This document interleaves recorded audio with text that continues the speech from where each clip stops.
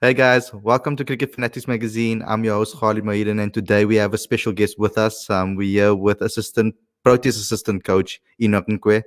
So, coach, we love stories on this channel, and I really want to see what lessons we can learn from your career, from your coaching career, as well as your playing career. Yeah. Um, can we maybe start with your playing career? How did you get initially introduced into cricket?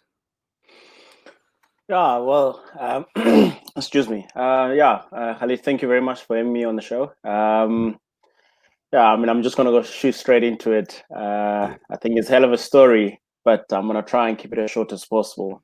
Mm, So I basically started at the age of 11. I mhm. know it's pretty late for quite a lot of Yeah. cricketers that obviously have progressed to play professionally, and those who haven't.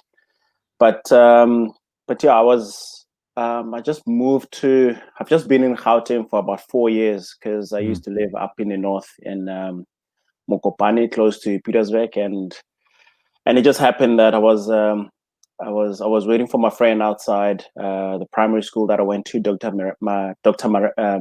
Mary Malatlela, and and it just my friend was taking too long, to go home. So I decided, as I looked over my shoulder, so obviously the sporting grounds, mhm. the school grounds, and there were just a small group of kids, or can say students, playing and playing with a bat and this red ball, and I was like so confused, what's this all about? So I just decided, to kill a bit of time Mhm. because my friend was taking some time.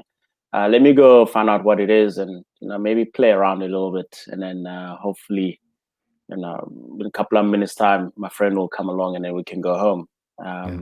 And it just happened that that actually took about four hours, and he never knew where I was, and he just went home, and I really had a lot of fun in that afternoon. By the time I actually looked at I looked at my watch, and it was like 5 o'clock, and Wow. I really needed to go home. So, and then from there, I mean, I got invited to mini cricket trials, Mm. and I went through and at another school, and there was quite a lot of us, a lot of kids from different schools. It was more of a central venue for everyone, for all the schools in Dobsonville.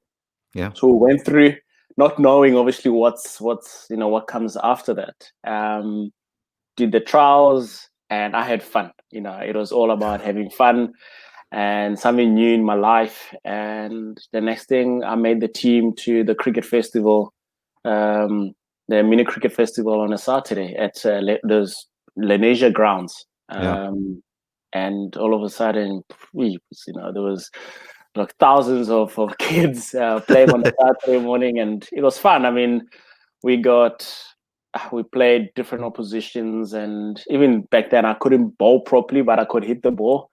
Yeah. So it was fun. And then I came to school on Monday. I received a letter from our head of sports to say that we've been invited to hardball cricket.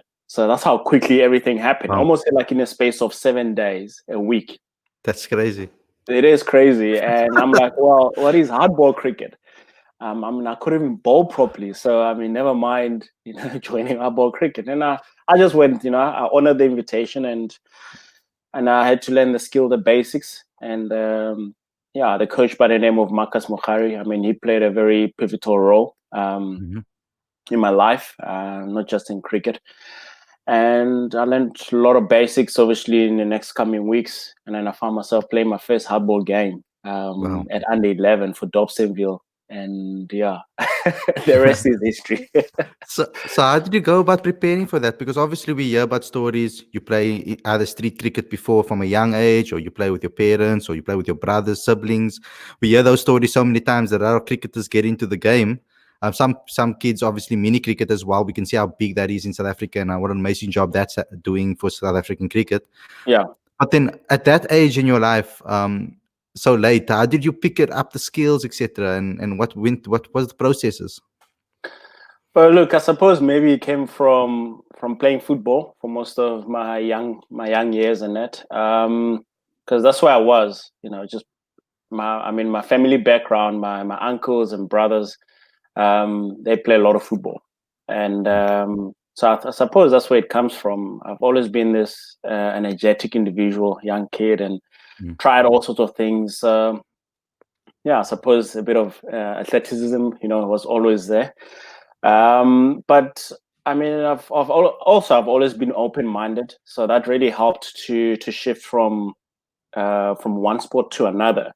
And when I joined up with cricket, I mean, it didn't take me long to really understand the fundamentals of batting, of bowling, and so forth.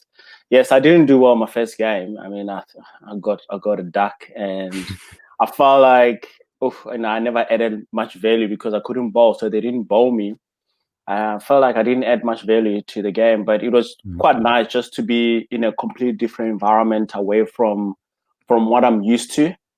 And yeah, I just never looked at the negative side of it, and I just said, well, I'm just going to give it a massive go, and see what happens. And I mean, throughout the whole process, I mean, it was never easy because when I go back home, I mean, there's peer pressure. From my friends, they want me back into football, and to try and convince them, no, this is a direction I'm going. It was very, very difficult because also from home, my brother didn't know what cricket was. My mom didn't know what cricket was. So there wasn't that support structure from home either. It was, my mom obviously did laundry. So she used to get really annoyed with white clothing, and we got this red marks because that's what we used to see on TV. We see all the professional guys, rubbing this red ball, onto on their pants, and that's what we did. That's what I did, and I'll come back home with this red mask, and my mom didn't like it because it just gave it a lot of work. And but I suppose it just, I don't know, there was just something inside of me to say, just stick to what you're doing. And let's see what happens. I remember at one moment I actually decided to stop cricket for about a month. It was a bit naughty of me because I just couldn't deal with the peer pressure from my friends, and because sometimes I'll go to cricket practice, and the next day I wouldn't go to cricket, then I had to go to football. To try and make my friends happy. And they kept on putting a lot of pressure on me to say, well, we need you on the weekend, And I say, well, I've got a cricket game. I say, well, you got to either choose. So eventually it gave in a little bit. And for that month, I actually stopped cricket, focused a lot more on football. But then when my cricket mates found out that I was actually back at football, and it just happened that one of the matches, it was, it was played at a school that we used to practice cricket. And so I went through to go play the soccer game. And there I was, I look across, and all my cricket teammates were practicing, and they saw me. It's like, there he is. And I was like, oh no, what have I just done? And they actually told the coach that I've stopped cricket. I'm back in football, and he was not impressed. And he gave me a phone call, spoke to my parents, and then I had to decide, and it just got to the point where, cricket was something different. There's something different about it. It offered better opportunities. We played against teams, we played against schools in Rambek, and which is something that football never offered. And I just felt that cricket, you get better looked after by cricket and football. So and it just looks like, there will be much more opportunities playing cricket, and for me the biggest thing was, it was something different from the town, in the townships. Nothing. I've always enjoyed that. I've always enjoyed doing things differently, and that's what drove me actually to say, okay, let me just be different and let's see what happens. And over time, this is all happening in a short period of time, of I think out of 6 months, as an 11-year-old, and all of a sudden now, there were more kids interested in this new game called cricket. And then we started playing in the streets. The neighbors never liked it because we used to smash the ball, break windows. They never liked it. And we used to lose balls into another street. but it was fun, and all of a sudden I had a group of 4, 5, 6 of my friends actually enjoying the game. And that was, that's a power sport, is that, you come in something different, something new. And some of them were not obviously so great in playing football, but they found cricket a lot better for them. And and I just and they just enjoyed it, and I just grew from there. How do you think we can introduce, especially in the townships, how do you think we can introduce cricket more into the townships? We obviously, my consensus about everything is that because cricket's such an expensive sport, I mean, especially if you want to be a batsman, you need pads, you need a bat, you need a helmet. It's so expensive to play the sport. Whereas with your bowler, all you need is really a ball, and you can start learning how to bowl. It's similarly with the games like football and with rugby. I mean, I think in rugby, majority of your um, intermediate rugby that you play at the beginning of your career in grade 1, 2, and 3 is barefoot. So you don't even need boots. All you need is a ball, and you can start playing the sport. Cricket can be a little bit different. How do we expand that and bring cricket into the townships, and also into just spread the game with regards to that? Yeah, I mean, obviously, Cricket South Africa and with the unions, they've been raising a lot of awareness, implementing better systems. I mean, I've been very impressed by the systems that are actually in place, especially with RPCs and hubs. I mean, that's been running now for some time. Yeah. And I mean, ultimately, it's not only Cricket South Africa's responsibility. I think it's everyone's responsibility. Back to unions, professional players. At club cricket, and I think clubs have been doing a great job, and we should actually commend them for that, and in spreading the game and reaching out to as many areas as possible. But I think probably one aspect is if we can find ways to to reintroduce cricket in schools. I mean, that requires a lot of support also from the government. I think not only just in cricket but in sport, which I think it will happen. I think in time, I think it will happen. We, just like a couple of weeks ago when I was before I flew back, just interacting with quite a lot of some old heads. Even my ex-coach from under 11 when I was playing at Dobsonville. I mean, just some of the thinking that's taking place is very, very exciting because they still love the game. There's a lot of people that the game has done so much for them, and they still love it, and they still want to give back. So they all, they're thinking of coming up with ways of how can they actually make sure that they spread the game in the townships. I'm specifically talking about in Soweto. Now, how can the game grow, because they're seeing a lot of talents, and there's so much influences nowadays, especially if you're young and in the youth.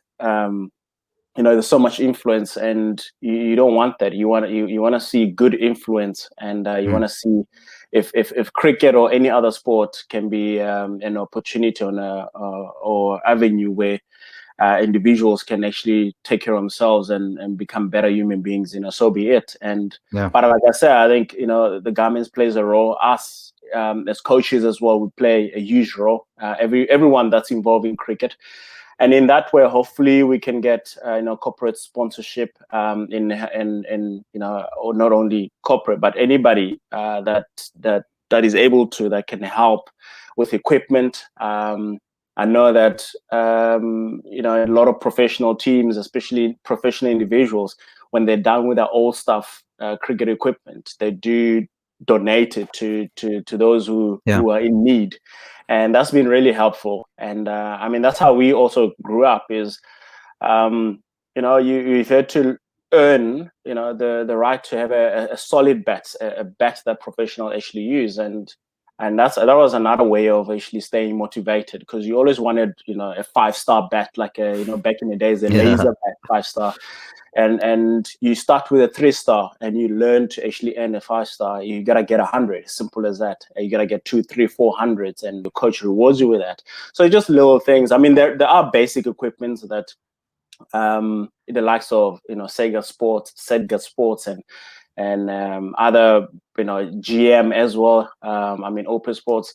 There's so many of those cricketing companies or sporting companies that do donate team bags. I mean, that's what we grew up with. When I played under 11 cricket, we had a team bag. We didn't have an individual bag that you can actually go to practice with and take home, because we never afforded it. I mean, our parents couldn't afford it either. Like you say, it's very, very expensive. Yeah. So we had a team bag, and as a team, we had to look after that. Nobody else. And we had like 5 bats or 6 bats.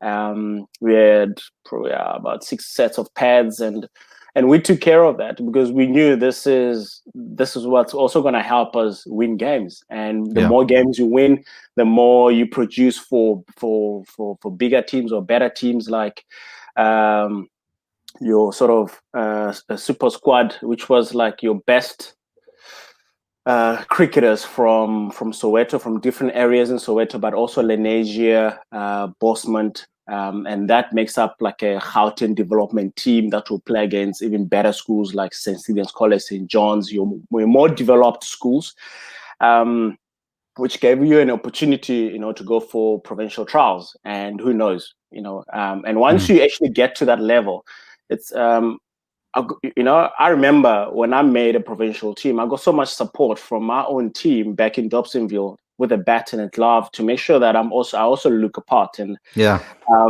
will give me a bat, they'll give me a set of gloves, they'll give me a set of pads and say, no, go out there, you made it, go out there and represent us. And it meant a lot. So it wasn't just about you, it was about where you come from. So it's always been about that. And that meant a lot. And obviously from there, you give them exposure, and sponsors, obviously you're basically in a platform where they can actually offer you more opportunities from equipment point of view. But you can always go back, where you come from, and help out as much as possible. So yeah, I mean, there's many ways, and like I said, at the end of the day, we gotta give back as individuals. We gotta help out in different areas, cricket has given us so much opportunities. Whether you never made it, but you got a bursary through cricket, and you were able to now work and provide for your family, go into the corporate space. And there's been a lot of initiatives, that we've tried to come up with, and to try and help different clubs survive and continue to play cricket and continue to grow the game. So yeah, I mean, the people that I've spoken to, I mean, they're very passionate and they're willing to do whatever it takes to grow the game in the townships. I mean, it's a lot easier to grow the game in your more advanced areas, but in a disadvantaged areas, I think that it is challenging. But there's, today you see more and more cricketers that come from the townships that are making it, which is also very encouraging. And I think over time, and we will produce what we always wanted to see in the future. Particularly a better, from the townships. Yeah. So a lot of people I speak to obviously speak highly of you as a player. They always spoke about you as being a future prospect. I mean, if Cricket Fanatics magazine was around there back then, we'd probably be right there on the field wanting to interview you, because I don't know, a lot of people know, but on your first class debut for Gauteng at 19 years old, you scored a century on your debut, and actually the first Black South African to do so in our history. Can you maybe give me some insight into your playing days? What are the lessons that you've learned from it? I mean, we know that it was stopped short a bit because of injury. If you can maybe give some tips to the youngsters out there that went through something similar to you, and what was your playing career like before we get into the coaching side of things? Yeah, look, I mean, I've always played cricket to enjoy it, to have fun, and when I started to see that cricket is actually providing me with opportunities to be something in life, not just to be a professional cricketer. I started to realize that this is actually becoming more serious, and now the conversations became a lot more different at home, because all of a sudden I was offered a bursary to go to St. Stephen's College. Oh, wow. All of a sudden, at the age of 12, I went overseas to England with Rodiport Cricket Club. And that was my first time being on a plane, and it was like 11 hours, and that was massive for me in terms of from a life experience, not only a cricketing experience, because I came from a background where I dominated with a bat and a ball in a team, at under 13 level. Mm. And all of a sudden now I get thrown into this almost like a foreign team to go overseas in foreign conditions. Sure. Everything was so foreign for me, just getting on a plane to landing in London, and then also, it was like June and it was cold, it was rainy, and I'm like, how are you going to play cricket in this? So, those are great lessons. I needed to find ways to make it work in that environment, which I believed I did, even though it wasn't the most successful tour, but there were massive, great lessons, life lessons that I can actually take away from that. It's and I struggled to just perform with a bat and a ball. Couldn't grip the ball properly. It was terrible. It was like a terrible 2 weeks, and it just, I remember playing.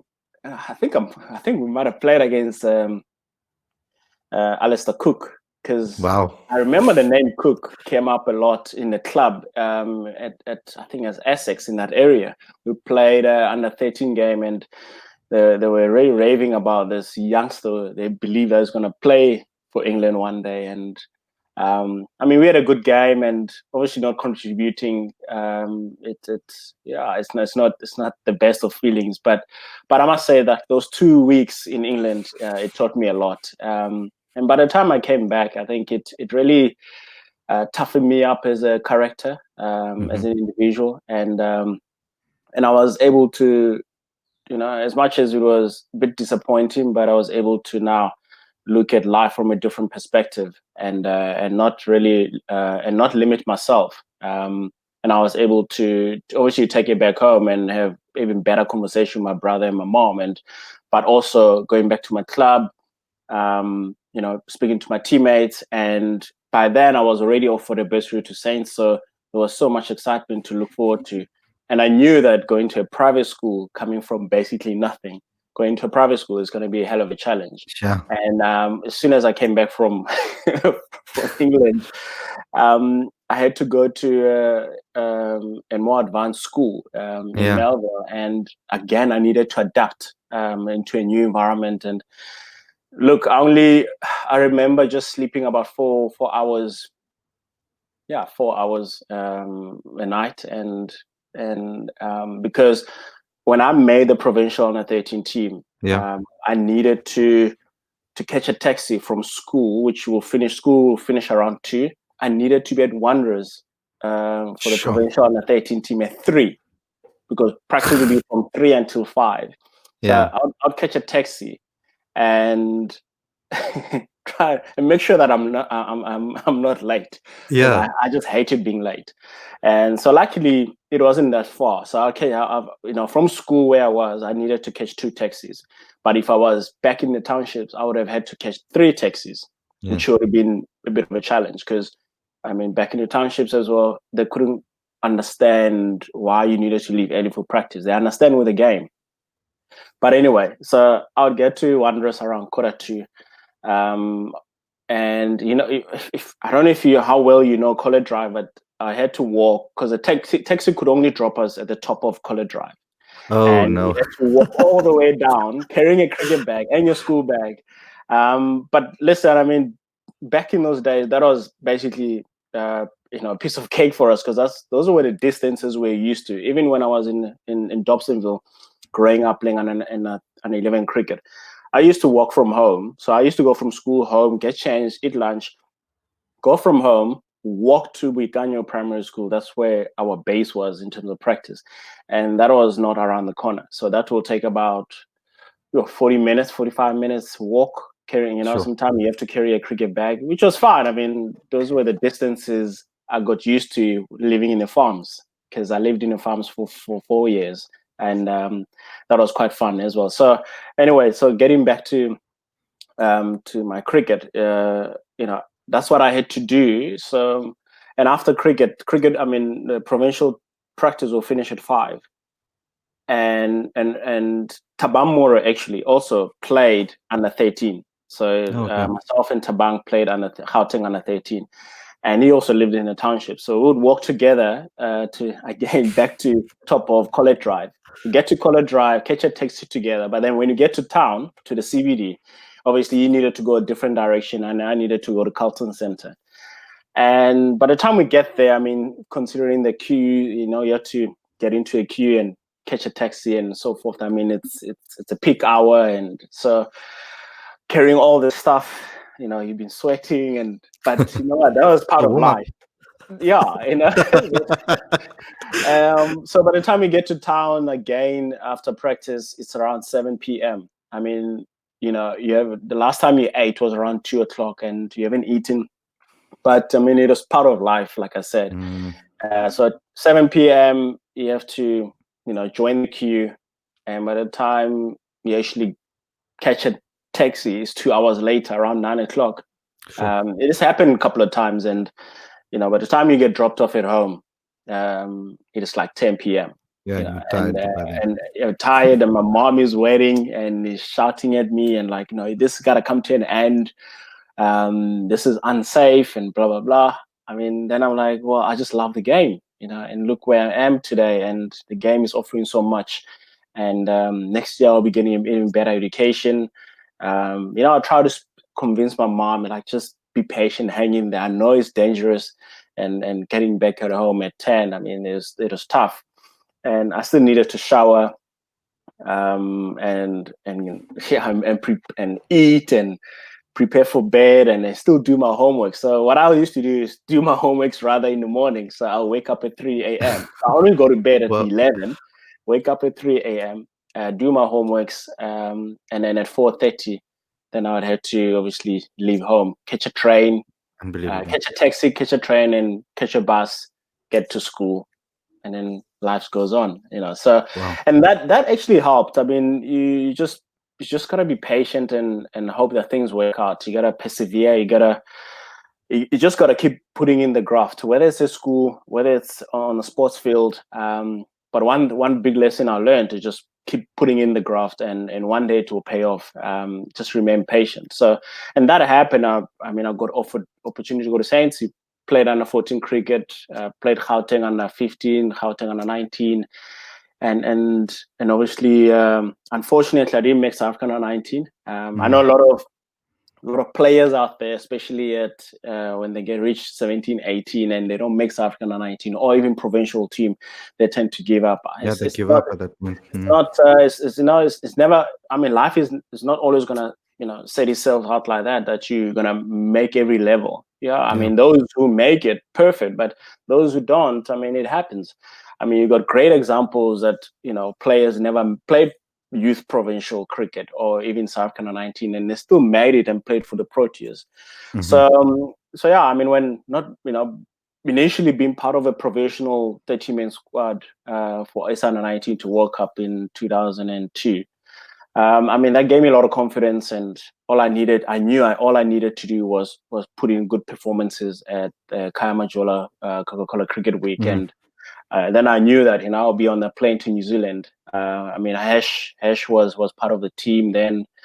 Ryan McLaren, there's a lot of cricketers that were part of that team that actually went to the World Cup and got to the finals. So yeah, I mean, it was very disappointing not making South Africa 19. But again, I mean, I looked at it as, because I had so many challenges in life, so many setbacks as well in life. I just never gave up on it. I mean, I had a lot of coaches around me that really believed in me, encouraged me. I mean, Lawrence already coached me from under 14 cricket. Right through to under 19 cricket provincially. I had Denzel Wilson at school. He was awesome. From a school cricket point of view. I came across Shukri Conrad at the age of 16. He played a bit of cricket at Soweto Cricket Club, and because I was doing well and he saw my talent, I mean, he picked me for for the senior team, the Gauteng. Back then it was UCB ball, so the Gauteng B side. I played there, but because of school commitments, I couldn't really commit a lot to senior cricket, and I went back to school cricket and club cricket. I did well. And straight after school, I mean, I needed to choose. I needed to decide if I wanted to go overseas or not. And I just decided, I'm taking a gap here. I'm giving a full go to cricket, and let's see if it works out. If it works out perfectly, if it doesn't, I'll go into studies and hopefully make it in the corporate world. And thank goodness I made that right call, because gap year, I invested a lot into cricket, played a lot of club cricket, did well, gave me a lot of confidence, and I was selected for the Gauteng Senior Academy team. Grant Elliott was part of that academy. I mean, Johnson Maffa.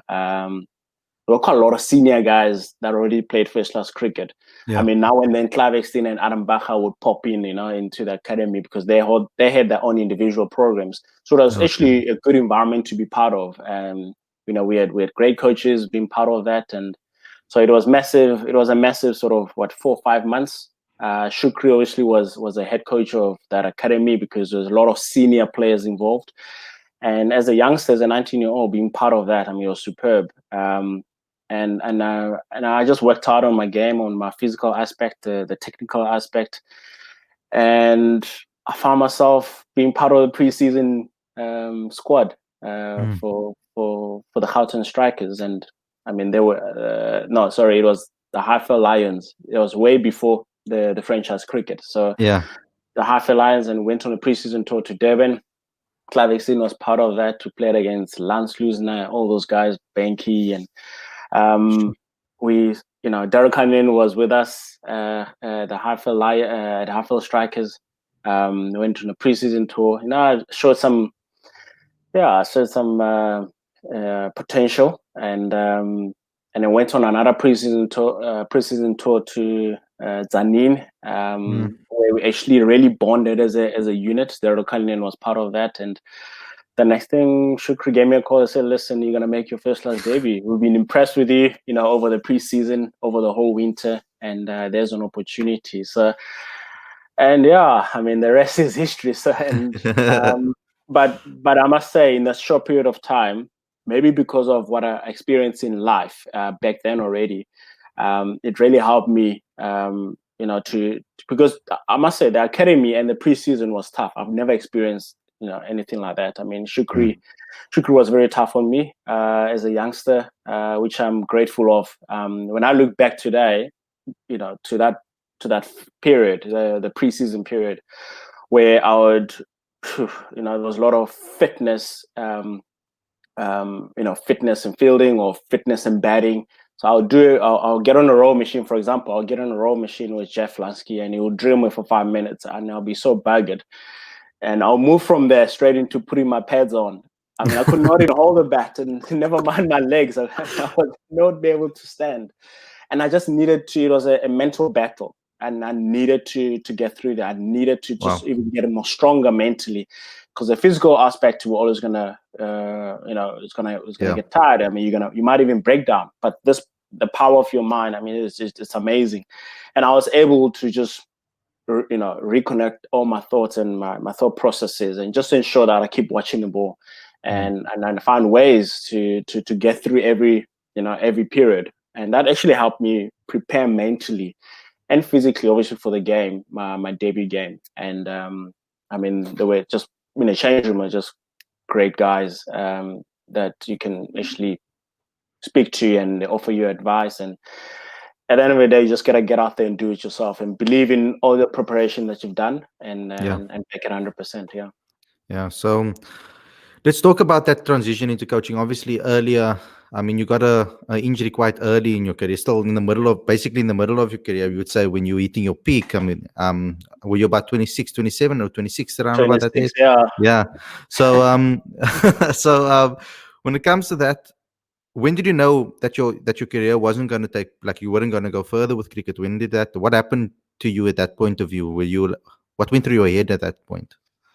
Yeah, look, I had a lot of challenges in my playing career. I had a lot of nasty injuries, and small, but they would actually lay me off for about 2 months, sometimes 6 weeks. And, very, very frustrating. And it always happened when I was starting to play better cricket, when I felt that I'm actually growing in this game, whether it's batting or bowling or, just from experience point of view or whatever it is. I just felt like, okay, now I'm getting into gears and something will happen. Yes, maybe, you look back, obviously, try and pick out certain things that you could have done better. Maybe, I don't know, maybe I could have gone a lot stronger. I could have, but to be honest, I mean, there was so much that you can do. And, but one thing that really stood out, which I think I could have dealt better with, because you're so hungry to do well. And sometimes you get a bit of an ego, you keep quiet about it. You understand? So as much as you can be as strong as anything, but when there's a bit of an ego, you just ignore it. You think, nah, you know what, just you'll get over it, because that's what happened when you were at school. That's what happened when you were playing, junior cricket, and there was a lot more time to recover. All of a sudden, you're playing professional cricket, week in, week out. I mean, there's practice, there's matches, with practice match, you're traveling, so those are some of the things I started to sort of take for granted. Like, now I'll get over it, and now I'm strong. But then it just gets worse, and then it breaks. There were times that happened, but also it was a mindset of, come on, man, be tough, And it was that sort of mindset, and like, if you go to a physio, you're a bit of a softie. So Exactly.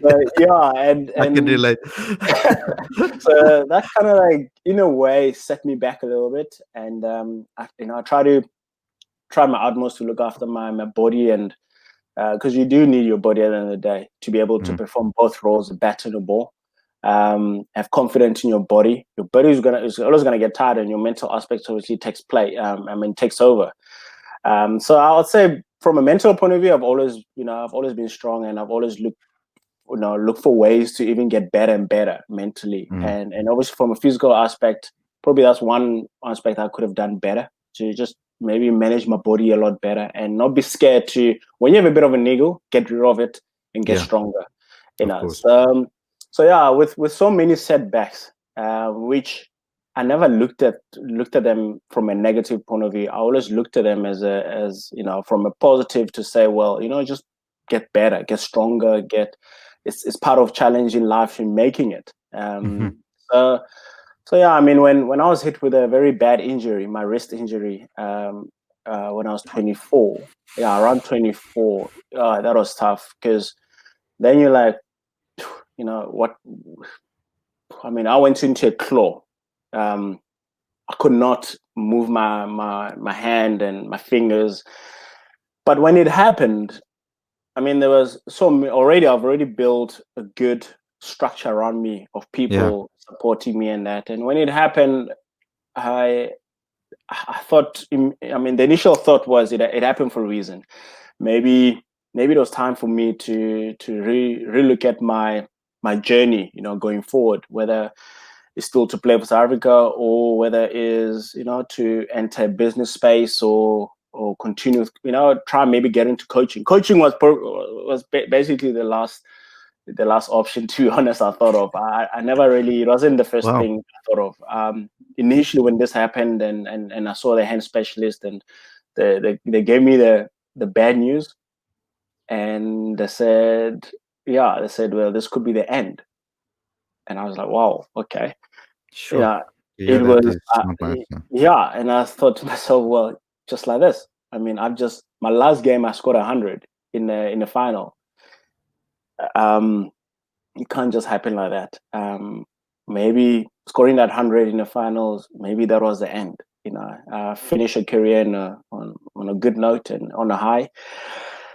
And I said, you know what, I'm gonna fight. I'm gonna try and get back into this. And it took me almost a year to actually get back into playing again. But throughout that process of getting myself ready, I mean, rehab, it was very intense rehab. Not only physically, but also mentally and emotionally, and spiritually, it was so deep. I mean, I really needed to find the core and create such a strong core in order for me to get through that. And luckily, I had good support structure around me. I mean, the union was brilliant in supporting me and being patient with me. I mean, I had signed a 3-year contract with the Lions back then, and yeah, I mean, they said they'll be patient and let's see how everything goes. In all of that, I mean, there's change of coaches. Dave knows where they came, became the Lions coach in 2008, and I had some good conversation with him. Lawrence was assistant, and I managed to get back into playing, and unfortunately, I was hit in a preseason game. I was hit by the ball on the same wrist, and that blew up. So I was out for another 3 months. I was out for another 3 months. That's when I actually decided. I said, okay, I think that's it. I'm gonna struggle really to compete at this level. And immediately, I mean, by then I already gathered so much information about going into the business world, or continue and finish my studies, or going to the coaching space, because already my off-season trips overseas to Netherlands, that actually offered me the opportunity to tap a lot more into coaching, from the youth into the seniors. So I did that for a good 4 or 5 years, and I enjoyed it. And I mean, a guy by the name of Gary McDonald from New Zealand, he was the senior sort of head coach. I was a junior head coach, obviously, / pro player. And he asked me about the coaching prospects, and he said, listen, I mean, how do you see coaching? I mean, you seem to enjoy it, and why do you want to coach? And I said, I would just want to make a difference, make an impact in people's lives. And he said, okay, you're doing it for the right reason. Maybe that's an avenue that you can look at. He saw me then already. He told me straight. He said, listen, I see you coaching professionally. And it was something that I never really thought of. Wow. And from that day on, I mean, I started to engage with him, because already he had coached Canterbury in New Zealand. So he's got a lot of playing experience and coaching experience. So I started to engage with him a lot more. Luckily, we were housemates, and I started to engage more on coaching. We spoke a lot of cricket every day. And that also helped me, have a clear perspective in life. And when I couldn't renew my contract at Lions, I already made peace with my cricketing career. But when I remember, it was in 2009 in April, I was about to go back to Holland, and I had a meeting with Dave Nosworthy, and he said, listen, they can't offer me, which I understood. I mean, I was really not recovering well from the injury, and I already made peace with it. And I already made a plan in terms of what I'm going to do going forward, and I was happy with that. And fortunately enough, Gauteng offered me that opportunity to come back and get involved in the coaching structures, and I'll always be grateful for that, because that was the start of it. I mean, Alan Curry was a CEO back then. Zed Ndamani was a cricketing operation manager. Well, I think today it's a cricket service manager. Back in the days, was also called amateur cricket manager. He was there. So both of them actually said, listen, we want you back in the structures. You've got first class experience of playing. You got so much that you can offer. You enjoy your coaching. We've been monitoring you throughout. So there it is. And I took it with both hands. And never looked back since then. Yeah, because I mean, your coaching resume and the amount that you've coached, I don't know, a lot of people know how much actually you put into your coaching with regards to under 19 Gauteng coach. Obviously, you were under Ray Jennings with the under 19 as well. I want to hear a little bit about what you learned from him, maybe. Obviously, with the Cubs week in 2013, winning the title, of course. Going to Holland, being assistant coach in Holland as well. I mean, coming back. I mean, the list goes on and on and on about being. I think you're one amateur cricketer, amateur coach of the year in 2015. Yeah. You were serial winner as a coach with regards to in your first time with the Lions, winning 2 trophies, as well as with the Josie Stars, also winning a trophy, and then obviously becoming interim coach of the Proteas. That must have been an amazing dream for you to do that. And now you're sitting as assistant coach at the Proteas at such a young age as well. I don't think a lot of people would know it. I'm going to reveal your age over here that you're still very young. That you're still extremely young, and you can't hide it. You can't hide it. Yeah. It's out there. Yeah. So I mean, like, you're still extremely young and still have a lot of time ahead of you. And I think let's go into that. With the culture, I've basically given your history in coaching. You can give me a little bit of lessons that you've learned from that. But what I really want to get into is the way forward for South Africa. We know that everything that's happened in South Africa at the moment, and there's a lot of negativity. And us as a publication are trying to find the positives in it. We did a whole podcast on our podcast on the last night about the positives that we can take out of this. You've had your culture camp with the Proteas, and as a team, have you guys spoken about how you're going to move positively forward? And because ultimately the fans want to see cricket again, and I know that with everything that's happening, we don't know at the moment where cricket is going to be going in South Africa. But as a team, have you spoken about how we're going to take cricket forward? The attitude, the positivity that you bring in the dressing room, etc. How are we going to jump out of this? Yeah, no, absolutely. I mean, the cricket culture camp was superb. It was awesome. I think it was something we needed as well. And I mean, it came at the perfect time with everything that's been happening. And it was always planned, to be honest. It was always planned. It just obviously with the whole COVID situation, we needed to sort of, postpone it and reassess and see where we can fit it in. But then obviously there were a lot of things started to sort of come out and in our cricketing space. And fortunate enough, with the government obviously lessening the lockdown, it gave us an opportunity, a window where we can actually now stage this camp.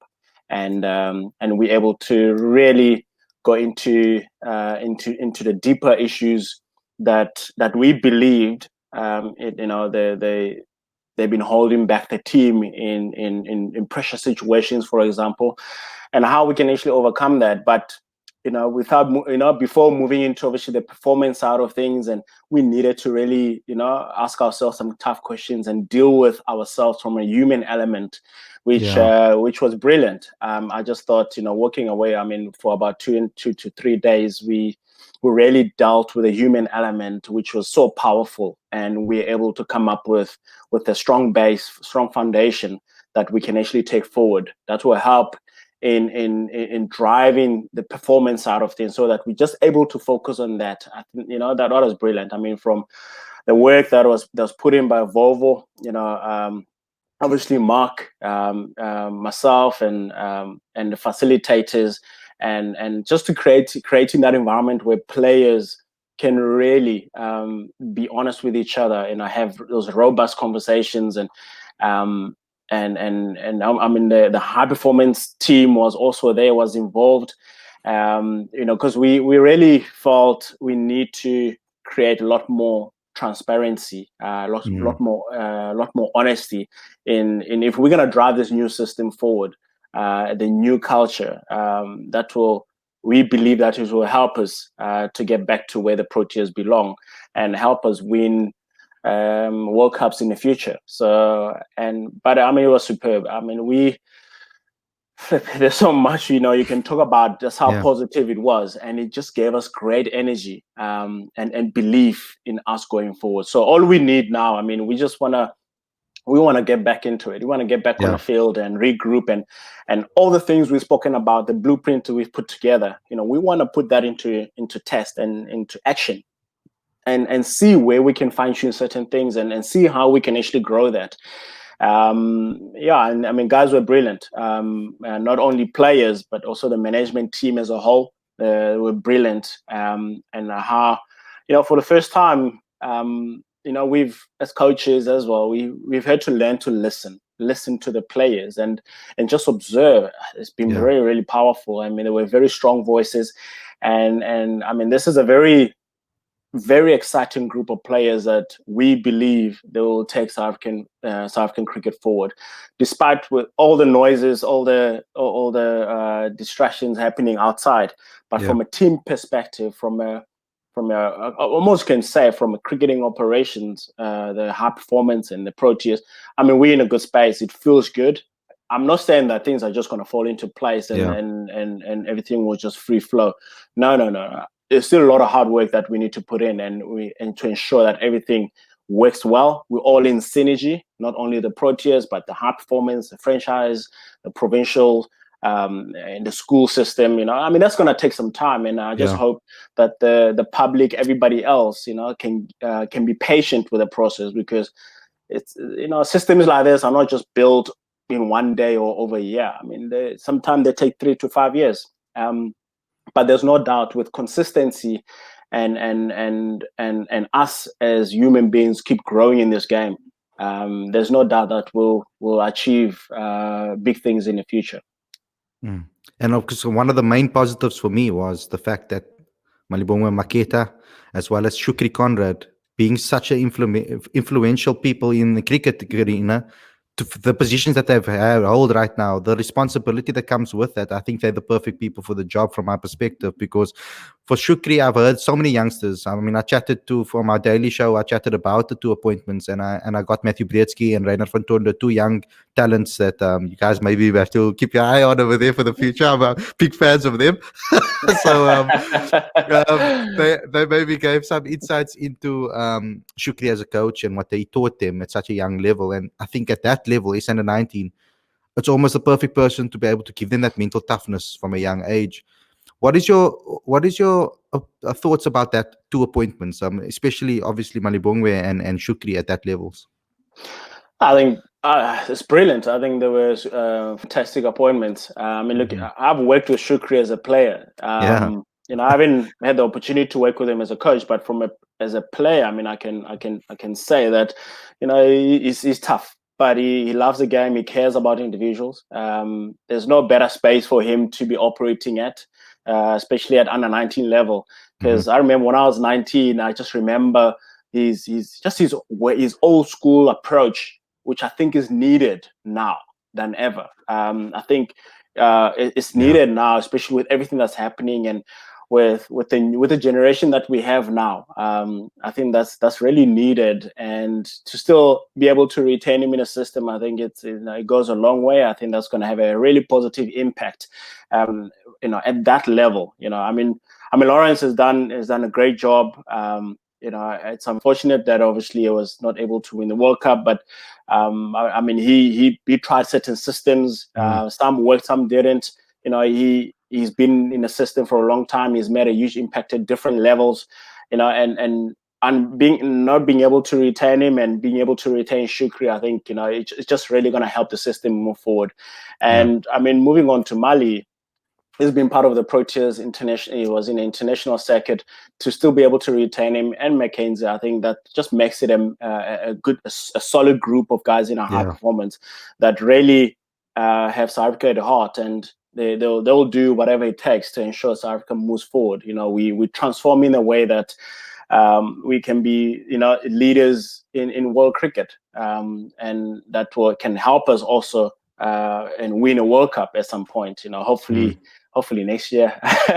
But if it doesn't happen, I mean, there's still a lot of time. I mean, for us, it's huge, obviously, if we can win the main World Cup. But it's not just about just winning World Cups. I think it's getting the right system in place and producing the kind of players that that we believe can win, can dominate world cricket in the future. And I really understanding the system and being able to all work as one in ensuring that the game of cricket is very strong and it keeps growing in this country. So, I mean, those appointments for me, I mean, I know there's a lot out there, but these are guys that have been in the system, understand it, and are prepared to transform it and make it better. I mean, we do need, that sort of experience in our coaching capacity, and we have a lot of solid, great franchise coaches as well from provincial, and we're going to be having even probably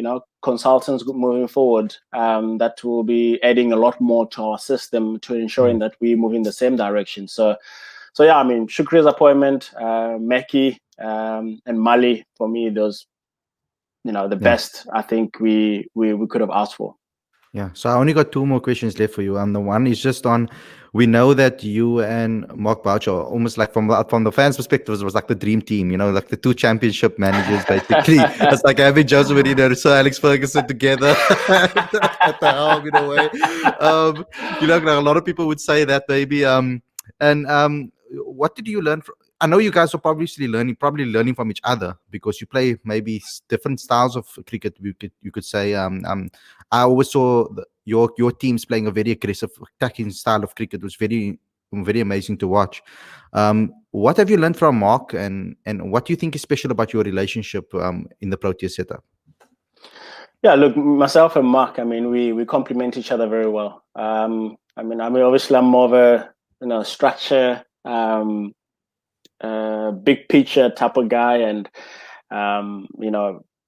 he's more of a hands-on, like a bulldog. I just push the guys, and obviously, I mean, I think we both strong characters in different ways. We have one vision. That's awesome. I mean, the language we actually speak is the same. Yes, we might be doing things a little bit different. I think that's needed in forming a great partnership. You're not gonna. If I had to use a sort of a cricketing analogy, or an example, I mean, if you look at a perfect example, I think from something that everybody has seen, it was seeing Quinton de Kock and Temba Bavuma putting on that 100+ partnership in Newlands. Just their styles are so different, but yet they complemented each other well. One is ultra aggressive and the other one is not, but he's aggressive in a different way. So two different skill sets, but they complement each other well to form a strong partnership and success. So I'm hoping that one day myself and Bouch can look back and say, what a great partnership, and look, we've won the World Cup, or we've got South Africa from this position to being world leaders, or dominating world cricket. So I mean, there's so many aspects that we complement each other, but at the same time, one big thing is that we speak the same language in terms of where we're going, what we want to achieve, and how we want to go with a team and our beliefs and that. So, and that will continue to grow. I mean, we communicate constantly, and can we think of different ideas? How do we get to work on simple things, but giving it a chance to really grow, reach a mastery level? Just basic stuff. And and I really felt, it's just a pity that with the COVID, because I really thought our relationship was really growing beautifully. I mean, you look at how we ended the season, and we're really looking forward to the next camp in April, and then the Sri Lankan tour, just sort of carry on with that momentum, But again, COVID gave us an opportunity to really learn about each other in a different space, and we've done that, and we just continue to grow. I mean, obviously, we also can't wait to get back on the field and sort of reconnect properly and do what we're really good at and that we really enjoy. And I mean, there's a massive room for our relationship to even get stronger, and we strongly believe it will, especially now with the system that we've all put together. It really excites me. When I look forward, I'm like, we can really champion this. It's exciting. It's not going to be easy. It's going to be challenging. And at times our relationship will be challenged, but that's what we want. And something we're not scared of is a challenge. We look at a challenge in a positive way. We look to thrive under pressure, under challenge, and that's something he has done obviously in his playing days. That's something I've done in my first-class cricket, and we've taken that into our coaching. It has worked out in different ways, and that's something we want to take now into the Protea space and help this team grow to new levels. Yeah. Just leave the fans with some positivity, just one message that you can give to them so that they can stay positive in the turmoil that's happening at the moment. Yeah, I mean, look, to everyone, I know it is testing times, tough times, but there is great hope, in terms of our cricket going forward. Things will be resolved in time, but don't worry about our cricketing space from a Proteas, from a franchise, and so for high performance. We're doing a lot of good work behind the scenes. Graham, Eddie Koza, the guys are really grafting hard behind the scenes to ensuring that structure, it remains as strong as possible. That we also, from different levels, as us as coaches, as management, including Volvo himself, we're working hard to ensure that we are ready for the upcoming season. And we're really excited. All we need is just for you as fans to remain as positive as possible. Just like in every business, there's a lot of lows and there's a lot of ups. And when we get ourselves on the up, I know that we guys are going to be behind us, but also please get behind us in this challenging times. In no time, things are going to start looking a lot better. Thanks a lot, Enoch. That was an amazing conversation. I really enjoyed it. Cool, man. Thanks for the opportunity. Yeah. Yeah, and I hope in the future we can have another conversation down the line. I'm hoping that this can be a platform where you can really open up and speak about anything that you want to. Absolutely. No, I will, definitely. Cool. Thanks, Enoch. Okay, cheers. Thanks, man. Cool. Cheers.